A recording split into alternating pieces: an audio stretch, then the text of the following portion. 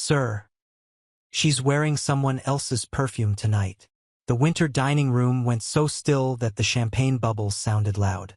Clara Hayes stood behind her mother's serving tray, inhaling once, then staring at Isabella Vale's covered wrist. In the little girl's hands lay an ivory silk scarf, folded wrong and trembling. Isabella smiled softly. "Sweetheart, it's only the candles." But Clara did not look away. "No, ma'am. The smell is under your sleeve." 3 hours earlier, the Moretti mansion had been polished until it looked less like a home than a promise no one was allowed to break. Snow pressed silently against the tall windows. Silver forks waited beside bone-white plates. Crystal glasses caught the firelight and threw it across the long mahogany table where Vincent Moretti would soon bless his own engagement. Nora Hayes moved through the service corridor with a tray of folded napkins, careful not to let her shoes squeak on the marble. Clara walked one step behind her, small and quiet, carrying the little blue notebook she kept tucked against her chest like a secret toy. She was not supposed to be in the family rooms unless her mother needed help. She knew that. Everyone in the staff quarters knew the rules of the Moretti house. Children stayed unseen. Servants stayed useful. Questions stayed swallowed. But Clara noticed things even when she tried not to. The lemon oil on the staircase was too sharp tonight. The kitchen smelled of basil, roasted garlic, and copper pans. Miss Isabella's dressing room, when Nora had gone in to steam the ivory scarf, had smelled like white jasmine, pale and clean. The same smell Clara had written beside Isabella's name weeks ago. Clara liked naming smells because grown-ups always named people by money, clothes, titles, or rooms they were allowed to enter. Smells were more honest. They stayed after smiles left. Near 7 o'clock, Nora bent over a tray of champagne flutes in the service hall and whispered, "Clara, you stay close to me tonight. No staring. No talking unless someone talks to you first." Clara nodded. Her silver hair clip slid loose, and she pushed it back with 2 fingers. She was about to answer when a faint sound came from below the rear staircase. Not a crash, not a voice, just the soft scrape of a door closing where no one was supposed to use one before dinner. Clara turned toward the narrow stairs leading down to the wine cellar. A thread of cold air climbed up from below, carrying the smell of oak barrels, dust, and something else. Smoke wood, amber, cold metal.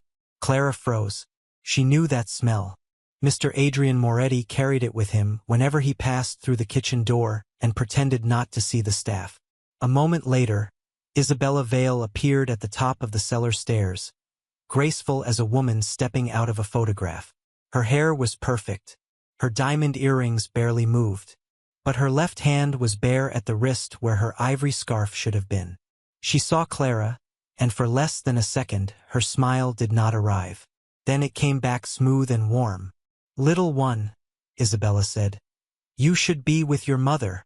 Clara lowered her eyes because that was what children in the service hall were trained to do.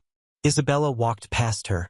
Jasmine on one side, something darker underneath. Clara waited until the hallway emptied.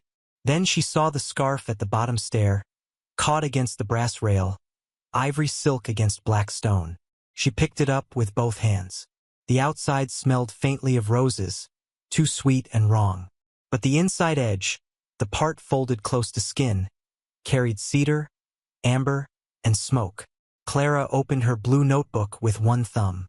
The page was wrinkled where she had written weeks earlier. Mr. Adrian, smoke wood, amber, cold metal. From the dining room, Vincent's voice called for the first toast. Nora reached for Clara's shoulder, but Clara was already looking at the scarf's edge, where a tiny smear of blue sealing wax clung to the silk like a frozen drop of sky. The blue wax was no bigger than a tear, pressed into the ivory silk near the hem, and Clara almost rubbed it away with her thumb before something in her stomach told her not to. Wax did not belong on a scarf. Not the kind used in the kitchen, not the kind from candles, not the cloudy wax Nora shaved from old jars to seal pantry labels. This wax was smooth, hard, and bright, the same deep blue Clara had seen once on envelopes carried by Evelyn Marsh, the Moretti family lawyer, when nobody in the staff corridor was supposed to look at her hands. "Clara," Nora whispered again, sharper this time. Leave it. But Clara folded the scarf carefully instead, keeping the blue mark on the inside so it would not scrape against her palm. By the time they entered the winter dining room, Vincent had risen at the head of the table, black suit cut so cleanly it made every other man look overdressed. His gold signet ring caught the chandelier light as he lifted his glass. Isabella stood to his right, beautiful and calm, one hand resting over the other, her smile arranged for everyone at the table. Adrian lounged 2 chairs away, his dark jacket open, his face warm with brotherly approval. To family, Vincent said. That was when Clara smelled it again. Stronger now because Isabella had raised her wrist near the champagne. Not jasmine, not candles, not roses either, though there was a sweet rose smell clinging weakly to the outside of the scarf. Under it was the colder smell, the one that stayed after Adrian left a room. Clara did not plan to speak. She felt Nora's warning in the fingers gripping her shoulder. She felt the eyes of staff on the walls, all of them trained to become furniture. But the scarf trembled in her hands, and the words came out before fear could swallow them. Sir, she's wearing someone else's perfume tonight. The silence that followed did not fall all at once. It moved down the table person by person. Forks paused. A glass stopped before touching lips. Isabella blinked once, very slowly, then gave a soft little laugh as if Clara had dropped a spoon. Sweetheart, she said. That is a very strange thing to say at dinner. Clara's cheeks burned. Nora's breath broke beside her. Silas Crane appeared from the side of the room with the quiet speed of a man who had spent his life making problems disappear before important people noticed them. Mrs. Hayes, he said, polite enough to sound cruel. Your daughter is tired. Take her back to the service hall. Nora reached for the scarf. Clara pulled it closer to her chest. Vincent saw that. He did not move toward her. He did not soften.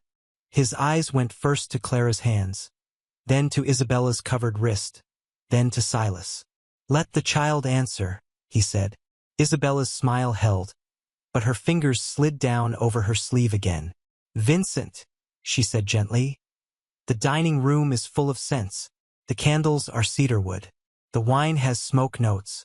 And that poor child has been near the kitchen all evening. The words were reasonable, kind almost, that made them worse. Clara looked at the long row of white candles burning between silver branches on the table. She smelled their warm smoke, their wax, their little orange flames. She shook her head. It isn't the candles. A few people shifted. Adrian gave a low chuckle. Kids remember strange things and mix them up, he said. No harm done. But Vincent still had not lifted his glass. Nora stepped forward before Silas could speak again. Her voice came out small. Sir, I'm sorry. Clara didn't mean disrespect. She looked at Isabella, then at the scarf, and something changed in her face. Her eyes narrowed not with suspicion, but with recognition. That scarf, she whispered. Isabella turned her head. What about it? Nora swallowed. I pressed it this afternoon, ma'am. In your dressing room. Isabella's smile thinned by a hair. I have several ivory scarves.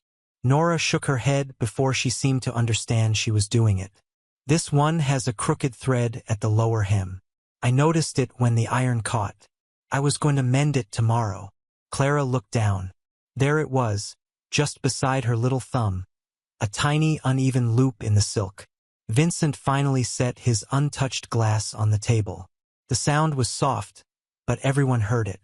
Isabella's eyes moved to the scarf, then to Nora, and her voice stayed sweet as winter glass. How impressive, she said. The staff remember my clothes better than I do. Nora lowered her eyes, wounded but silent. Clara did not lower hers. She opened the scarf just enough for Vincent to see the crooked thread and the blue wax beside it. And for the first time that night, Vincent Moretti's face changed, not into belief, not yet, but into something colder, because the child had not only found Isabella's scarf. She had found it marked with the color of the family's sealed legal papers. The blue wax changed the room more than Clara's words had. A strange thing said by a child could be brushed away. A smell could be blamed on candles, wine, kitchens, imagination. But sealing wax had rules. It belonged on envelopes, contracts, old family letters, things men in suits passed behind closed doors and never left on silk. Vincent held out one hand. Clara looked at Nora first. Nora's face was pale, her lips pressed so tightly together they had nearly lost color, but she gave the smallest nod. Clara stepped forward just far enough to place the scarf on the edge of the table. Not near Isabella, not near Adrian, but within Vincent's reach. She did it carefully, as if the silk might break. Vincent did not touch it at first. He lowered his eyes to the crooked thread, then to the wax. His thumb moved once over the gold signet ring on his finger. "Where did you find this?" he asked. Clara swallowed. "At the bottom of the back stairs, sir. The stairs by the wine cellar." Silas Crane's jaw tightened. "Children wander," he said smoothly. "It is unfortunate, but not unusual when staff bring family into working areas." Clara's shoulders pulled inward, but she did not step back.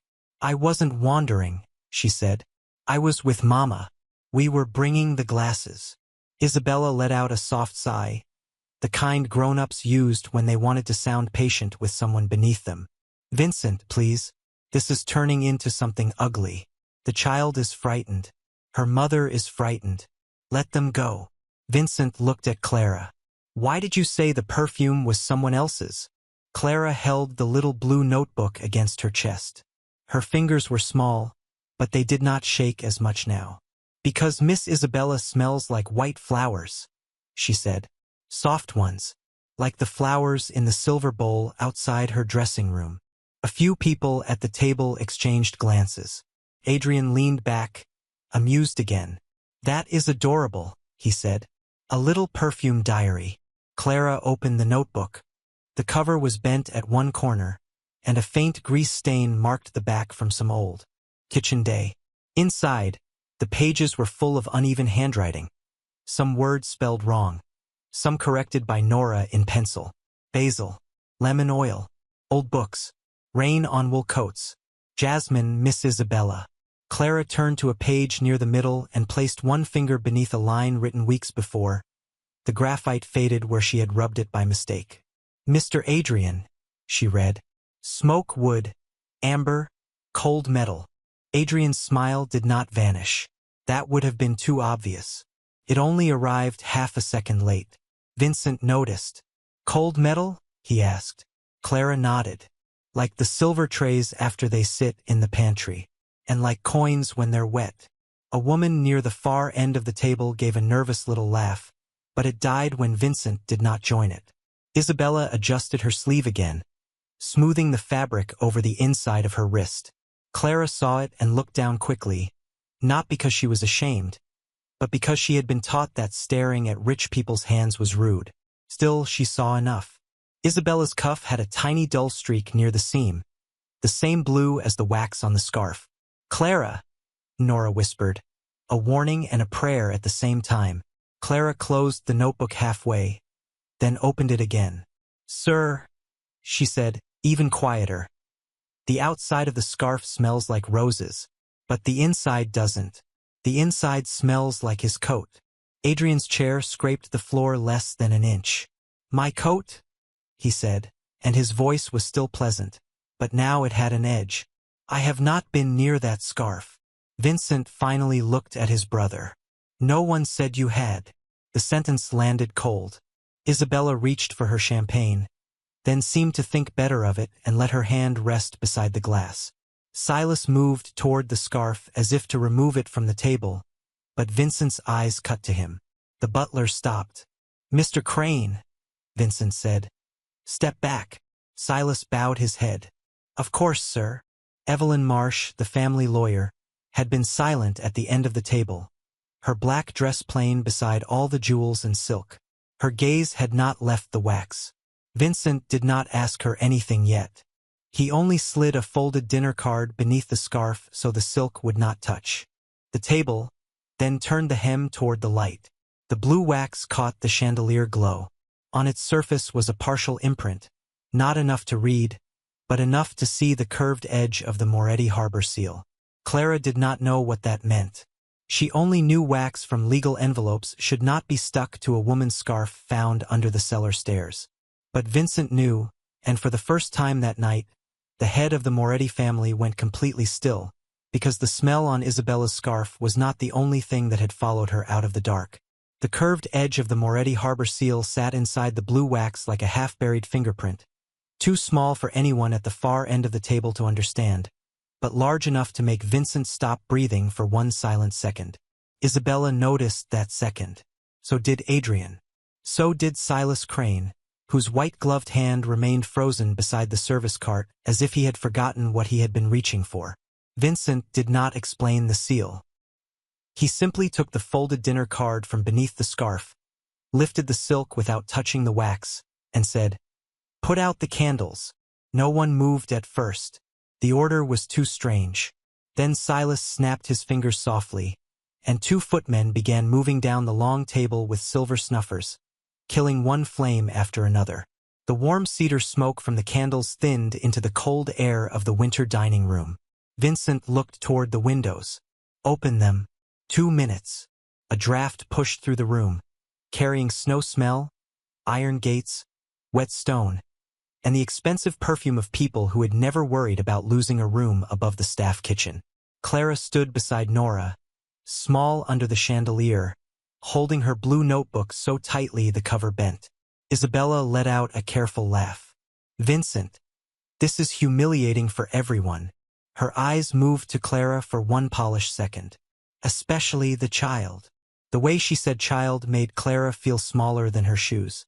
Adrian leaned forward, elbows near the table but not on it, still smiling like a patient uncle. "Brother, let's not turn an engagement dinner into a parlor trick." Vincent did not look at him. "Then it will fail quickly." He nodded to Silas. "For glass covers. Clean ones." Silas hesitated only long enough for Vincent to see it, then obeyed. Within a minute, 4 small glass domes from the dessert service were placed on the sideboard. Under the first, Vincent had Evelyn set the ivory scarf. Under the second, Isabella's white gloves from the entry table.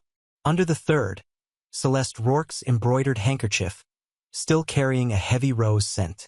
Under the fourth, Adrian's black overcoat, folded with its collar turned outward. Clara was not allowed to touch any of them. Vincent made that clear. "She stands there. She answers only what I ask." Nora's fingers brushed Clara's shoulder, a silent thank you and a silent apology together. Isabella crossed her arms loosely, hiding her wrists without looking as though she meant to. "This proves nothing," she said. "A house like this is full of overlapping scents." "Good," Vincent said. "Then the child will be wrong." He turned to Clara. "First one." Silas lifted the dome over Isabella's gloves. Clara leaned forward only a little. "White flowers," she whispered. "The soft kind. Miss Isabella's." The dome came down. Vincent pointed to Celeste's handkerchief. The moment Silas lifted the glass, rose filled the air, thick and sugary. Clara's nose wrinkled before she could stop it. A few guests almost smiled. "Roses," she said. "Too much roses." Celeste looked offended, but also relieved. Then came Adrian's coat. Silas lifted the glass. Clara did not speak right away. The room listened to her breathing. "Smoke wood," she said. "Amber. Cold metal." Adrian gave a short laugh. "I wear cologne, Vincent. That is not a crime in America or Sicily." Vincent's eyes stayed flat. No one said crime. Then Silas lifted the last dome over the scarf. Clara's face changed before she said anything. Not fear. Recognition. "Outside is roses," she said slowly. "Like Miss Celeste's handkerchief." Isabella's smile returned, quiet and triumphant. "There. The child has just admitted it." Clara shook her head. "Only outside." She pointed but did not touch. "Inside edge is Mr. Adrian, where somebody held it closed." The room went dead again. Vincent stepped closer and looked at the fold she meant. The silk was pressed inward, not loose as if dropped, but twisted at one narrow place where fingers could have gripped it. At that exact spot, the The cedar smoke scent rose heavier than before. Isabella's voice cooled. This is absurd. She has been coached. Nora flinched as if the words had struck her cheek. Silas cleared his throat. Sir, with respect, the staff should be excused before this becomes more improper. Vincent finally turned on him. The staff will stay. His voice did not rise, but the room rearranged itself around it. Clara looked at the scarf again. Mama didn't coach me, she said. She told me not to talk. The honesty of that line made even Evelyn Marsh glance up. For the first time, Isabella had no immediate answer. She reached for her champagne, then remembered everyone was watching her hands and let the glass remain untouched.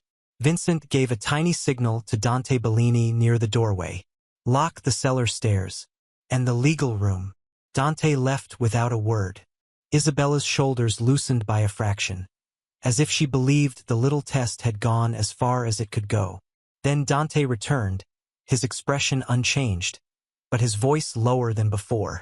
The cellar door is secured, Mr. Moretti, but the spare family key is not in Mr. Crane's box. Silas went pale around the mouth.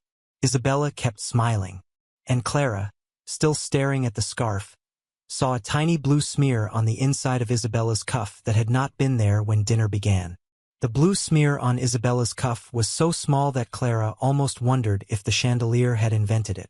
But then Isabella shifted her wrist, and the mark caught the light again, dull and hard, the same color as the wax on the scarf. Clara looked at Nora, then at Vincent. She did not point this time. Pointing felt too loud. Instead, she hugged the blue notebook tighter and whispered, "Sir." Vincent's eyes moved to her. "What?" Clara swallowed. "Her sleeve has the same blue." Isabella's smile did not break, but it stopped belonging to her face. She looked down as if surprised by her own wrist, then let out a breath of elegant irritation. "Sealing wax can. Transfer from anything. I handled charity invitations this afternoon." Evelyn Marsh, still at the far end of the table, spoke for the first time.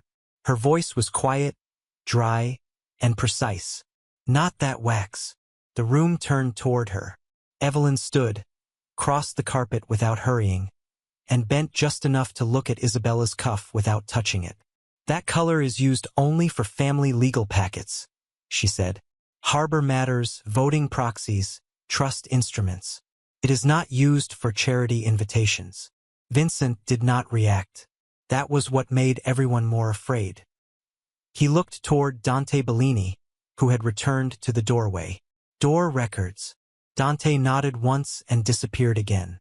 Adrian leaned back, but his hand went to his left sleeve and smoothed it down.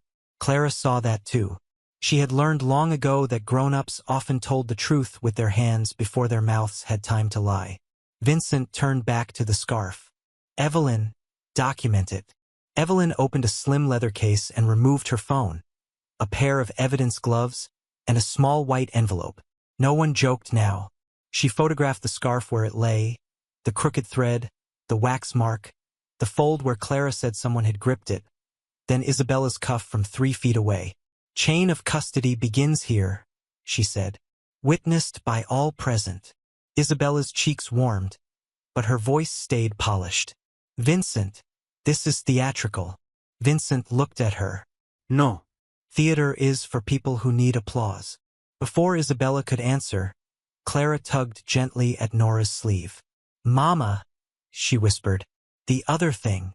Nora closed her eyes for a second as if she wished the floor would open under both of them. "Clara, no." Vincent heard. "What other thing?" Clara reached into the small pocket of her dark service dress and pulled out a black button.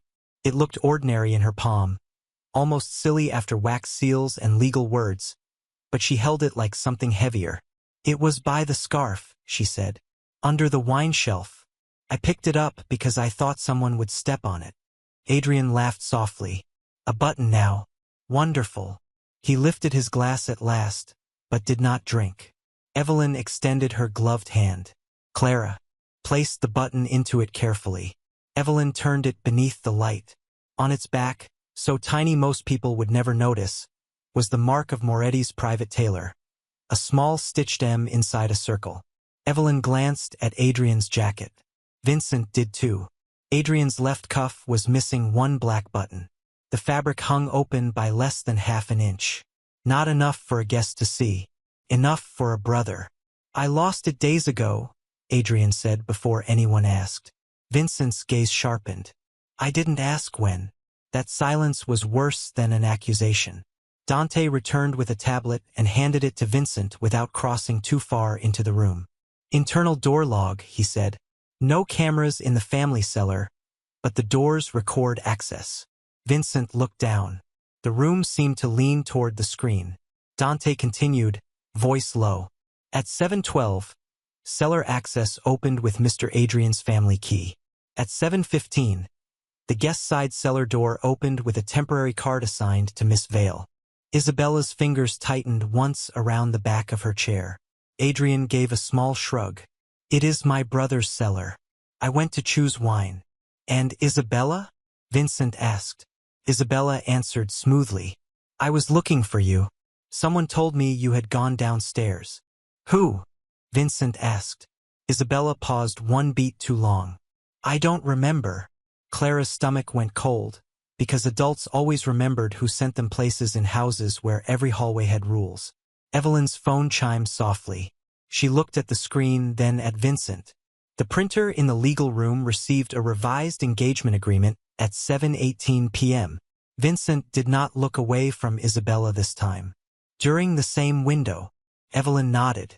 "During the same window." Adrian set his glass down. "A door log and a button do not prove betrayal." Vincent's face remained still, but something in him had turned. Not anger, calculation.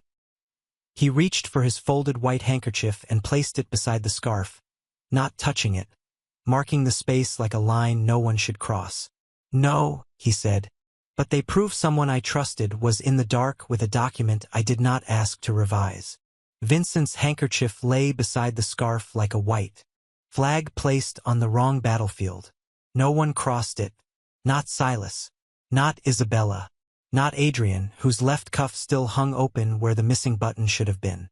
The winter dining room had lost its warmth when the candles went out. Beyond the tall windows, snow tapped softly against the glass. A delicate sound that made the silence inside feel even colder. Somewhere in the service corridor, a spoon touched the rim of a glass, then stopped as if even the kitchen had learned to hold its breath. Vincent looked at Evelyn Marsh. "Bring up the agreement." Evelyn did not ask which one. She opened her tablet, requested the file from the legal room printer, and turned the screen toward him. The blue light touched Vincent's face without changing it. He read the first page, then the second, then stopped on the third. Isabella shifted beside him.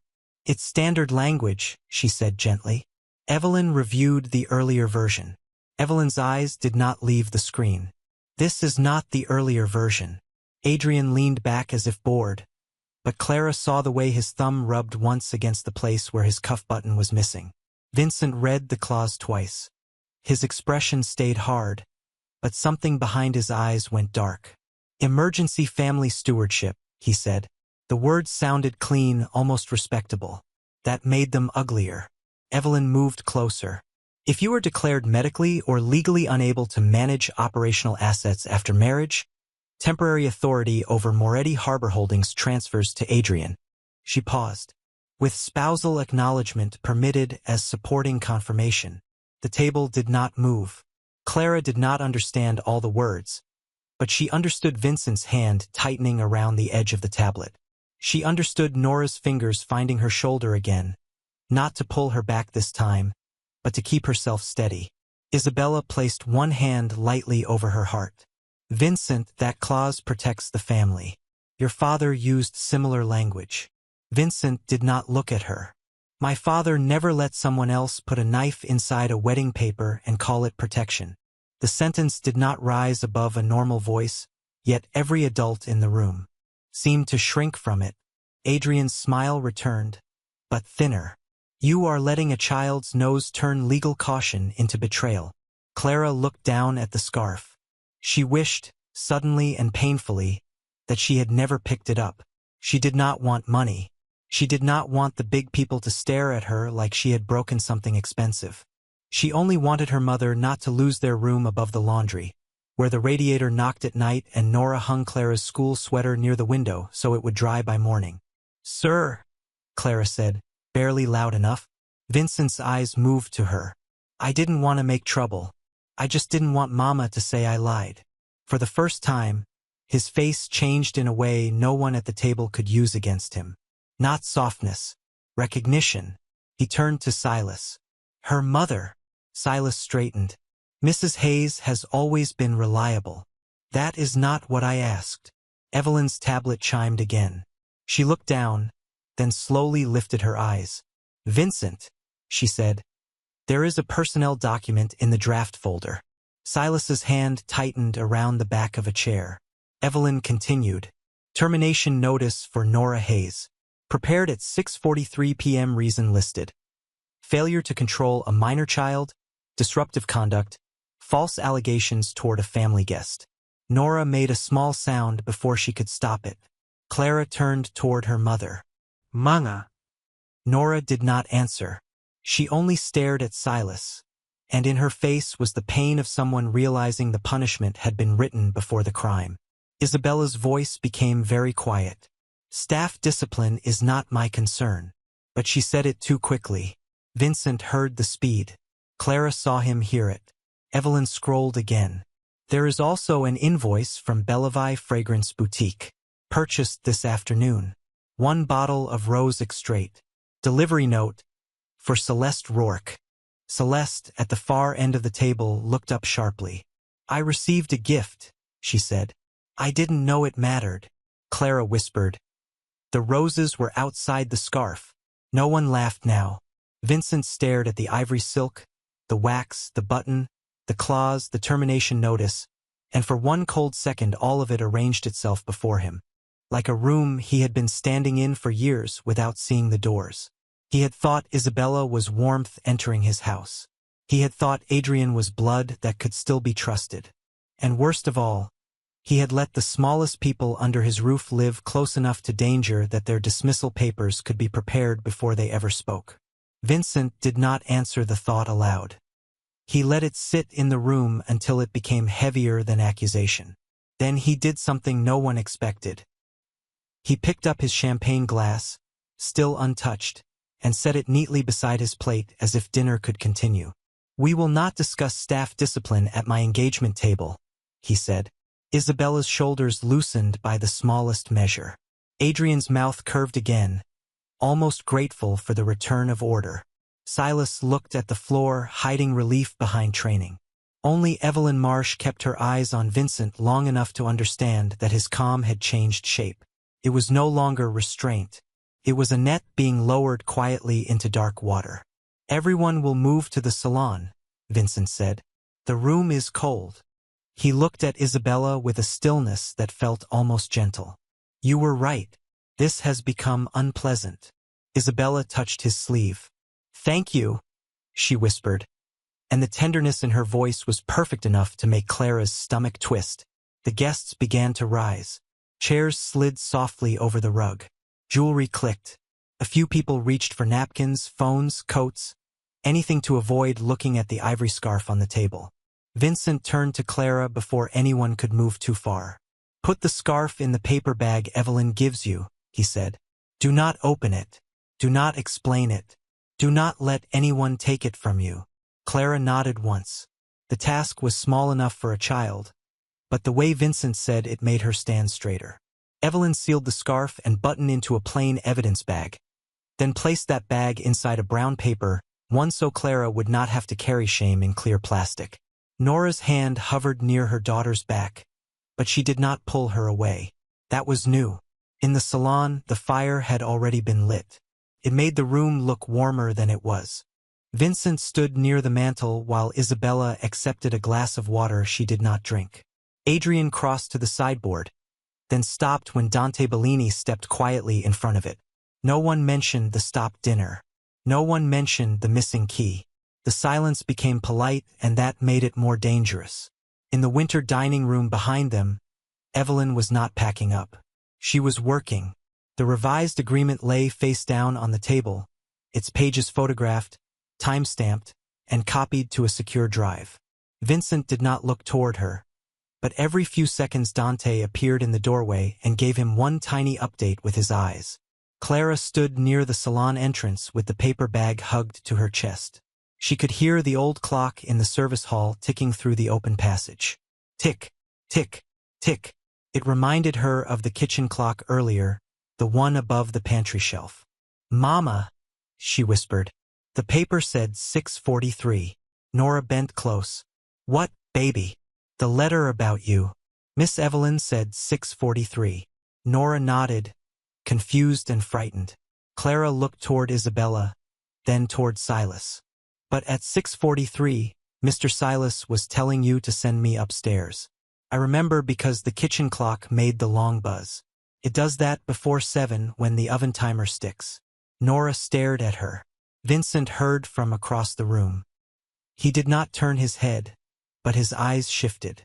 "Evelyn," he called softly. She appeared in the doorway. "Check who opened the personnel draft." A minute passed. The file loaded on Evelyn's tablet, the spinning circle small and cruel in the middle of the screen. No one spoke. Isabella's phone vibrated on the table beside her glass. Once, twice. Her hand moved toward it, then stopped when Vincent looked at the phone instead of her face. "Celeste," Vincent said, still calm. Celeste Rourke looked up like someone waking in a room where every door had locked. "May I see your phone?" Isabella's smile vanished and returned. "Vincent, really?" Celeste swallowed. "Why?" "Because your name is on a witness page you say you did not sign."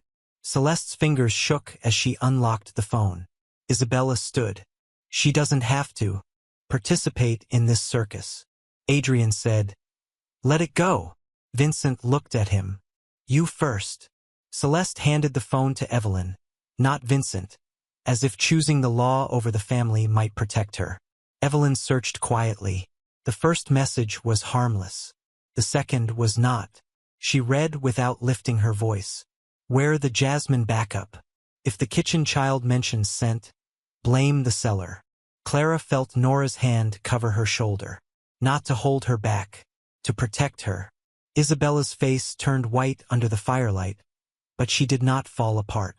"That is out of context," she said. At that moment Dante returned from the legal room carrying a blue waxed envelope in both hands. Its seal had been opened, pressed shut again, and on the broken edge was the same pale thread from the ivory scarf. Isabella looked at Clara then, really looked at her, and understood too late that the little girl was no longer standing alone. Isabella looked at Clara then, really looked at her, and understood too late that the little girl was no longer standing alone. The paper bag in Clara's arms had become heavier than silk, heavier than a button, heavier than the small blue notebook pressed against her ribs. Vincent did not raise his voice. He only turned toward the open doorway and said, "Back to the dining room." No one asked why.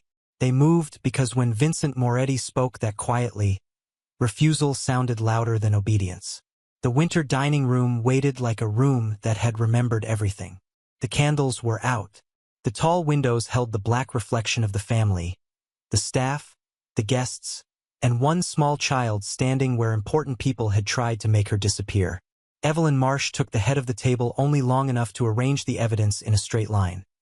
The sealed paper bag, Claire's blue notebook, the black button, the access log on her tablet, the Bellevue Fragrance Boutique invoice, Celeste's phone, the blue waxed envelope, and the revised engagement agreement. Vincent stood beside Nora and Clara, not beside Isabella. That was the first sentence no one needed spoken. "Mrs. Hayes," Evelyn said, "before we open the bag, please describe the scarf." Nora looked terrified. Her hands were red from years of hot water and silver polish, and they trembled at her sides. Silas watched her with the same cold politeness he had used in the service hall.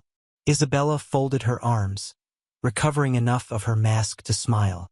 "This is cruel, Vincent. You are making your maid perform for your family." Nora lowered her eyes. Clara reached for her mother's hand. "Mama," she whispered. "You know the thread." Nora breathed in. "Ivory silk," she said. "Lower hem." One crooked loop near the corner. The iron caught it this afternoon. I remember because I was afraid Miss Vale would think I damaged it. Evelyn opened the paper bag, then the evidence sleeve, and lifted the scarf with gloved hands. The crooked loop lay exactly where Nora said it would. A small sound passed through the room, not quite a gasp, not quite shame, but close to both. Vincent did not look away from Nora's face. He watched the moment her truth became visible to people who had never needed hers before. Then Evelyn placed Adrian's button beside the scarf. "Private tailor mark," she said. "Matched to Mr. Adrian Moretti's dinner jacket." Adrian's smile remained, but it had nowhere to rest. A button falls. A woman receives a perfume gift. A child smells stories. This is not a case. Vincent turned to him. "Then you won't mind the rest." Evelyn tapped the tablet. Cellar door opened at 7:12 using Mr. Adrian Moretti's family key. Guest side cellar door opened at 7:15 using a temporary card assigned to Isabella Vale. Revised engagement agreement printed at 7:18 from the legal room. She slid the document forward. Emergency family stewardship clause added to page 3. Transfer of Moretti Harbor Holdings authority to Adrian Moretti if Vincent Moretti is declared unable to manage operations after marriage. Spousal acknowledgement accepted as supporting confirmation. The words hung there, clean and legal and almost bloodless. That was what made Vincent's face lose color. Not fear. Recognition. He had nearly toasted the woman who could sign his weakness into power for his brother. He had nearly let a child be punished for noticing the smell of the trap. At the far end of the room, the notary who had been waiting in the library stepped forward when Evelyn called him. He looked uncomfortable, a man paid to witness signatures suddenly witnessing something else. "Mr. Moretti," he said, "my office received tonight's signing appointment at 5:06 p.m. It was marked urgent. The request did not come from you." Evelyn asked, "Who authorized it?" The notary looked at his folder. "Message note says bride approved. Contact routed through Mr. Adrian Moretti's assistant." Isabella's mask cracked, not with tears, but with calculation failing too quickly to hide. "I never meant for Vincent to be harmed," she said. It was the wrong sentence. No one had accused her of harm yet. Adrian turned his head toward her, and in that tiny movement he stepped away from the story they had built together. Clara saw it first. She whispered. He moved away from her. The room heard her because no one else was breathing. Vincent looked at his brother, then at Isabella, then at the scarf. For several seconds he could not speak. In that silence lived every ignored hallway, every servant lowered into invisibility, every small warning he had taught himself to distrust because it came from someone without power. Finally, Isabella reached for the scarf as if one touch could take it back from the truth. Clara did not flinch. She pulled the paper bag closer, and Nora stepped in front of her. Vincent put one hand flat on the table beside the evidence. The signet ring struck the wood once, a small cold sound. "Evelyn," he said, calm enough to frighten everyone, "seal everything." Evelyn sealed everything. She did it slowly, in full view of the room, because the old Moretti way had always been to make shame disappear behind closed doors, and Vincent did not allow that mercy tonight. The ivory scarf went into one evidence sleeve, the black button into another. Clara's blue notebook was photographed page by page, then returned to her two small hands as if it were not a child's habit anymore, but the first honest record in the room. The access log, the fragrance invoice, Celeste's messages, the reopened blue-waxed envelope, the revised agreement, and the notary's appointment record were copied, time-stamped, and sent to 3 places before anyone was allowed to leave.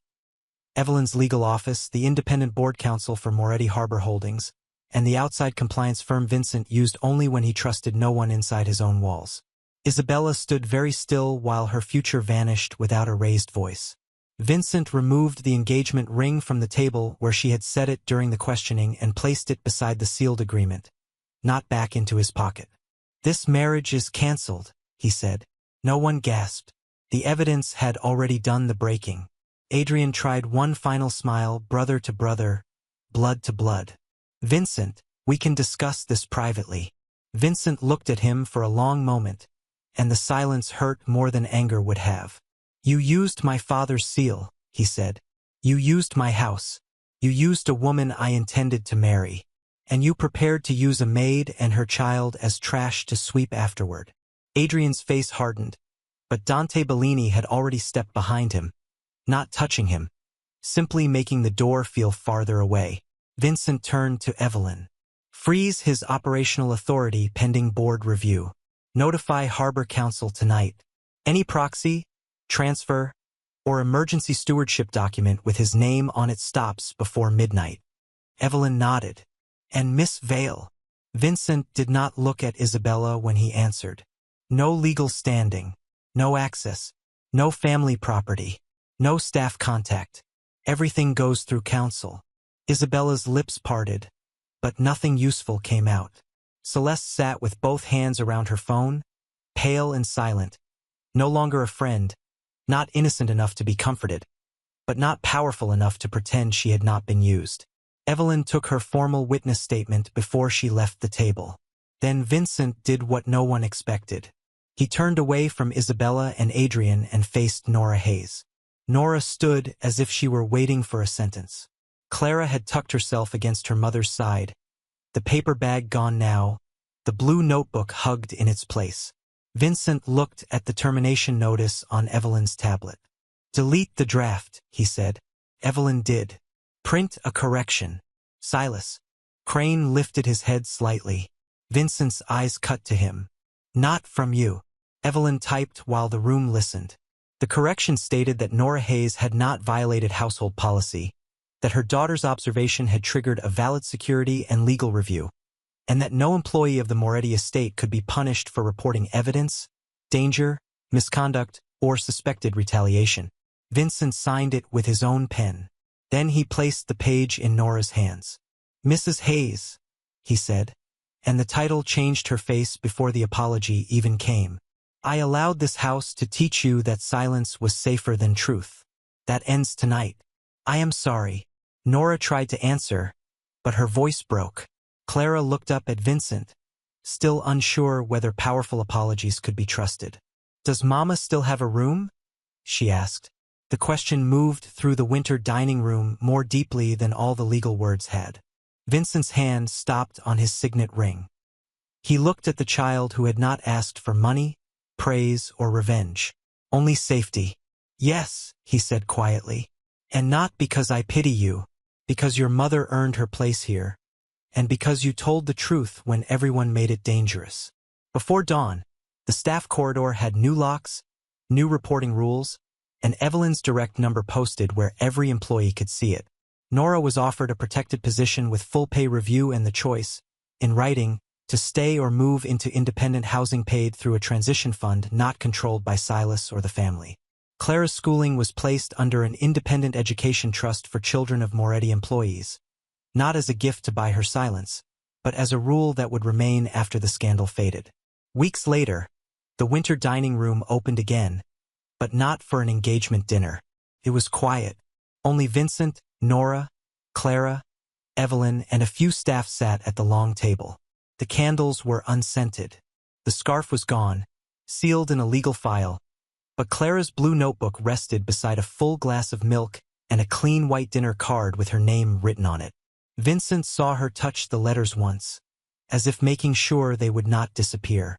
Then Clara looked at him and said, "It smells like dinner now." Vincent could not speak for a moment, because for once, in the most powerful room in the house, the truth had not been covered by perfume, and the smallest voice at the table had finally been heard.